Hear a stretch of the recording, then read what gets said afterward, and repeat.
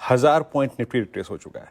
लेकिन कल जब हम करीब करीब डे लो पर थे आशीष, उस वक्त मैंने एक मार्केट पार्टिसिपेंट को, एक फंड मैनेजर को कॉल किया। तो मैंने कहा क्या कर रहे हैं जनाब आप?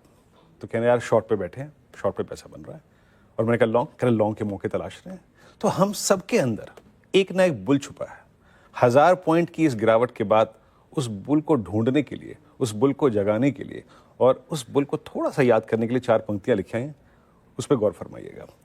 आज करता हूं, गौर फरमाइए कि अभी तो देखिए, अभी मैं शॉर्ट था, है ना? अब मैं क्या कह रहा हूं और क्या सोच रहा हूं कि पढ़ता हूं मैं पाठ वही वो, पढ़ता हूं मैं पाठ वही जो मंदड़िए मुझे पढ़ाते हैं, मंदड़िए ही शटर उठाते हैं, अब मंदड़िए ही शटर गिराते हैं।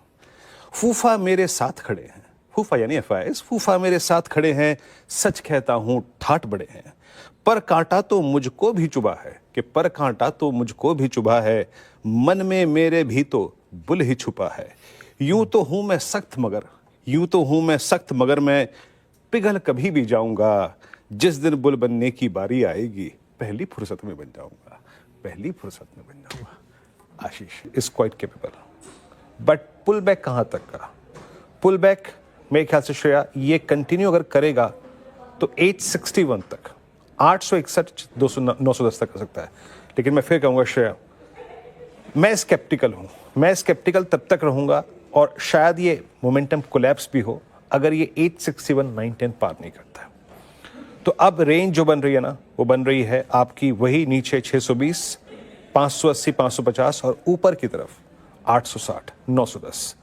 अगर आपने पुल बैक खेला है तो ठीक है, बट 850 और 840 के आसपास आके निपटा लीजिएगा इसको, क्योंकि पॉसिबली जो हर्डल जोन है वो है 850, 860।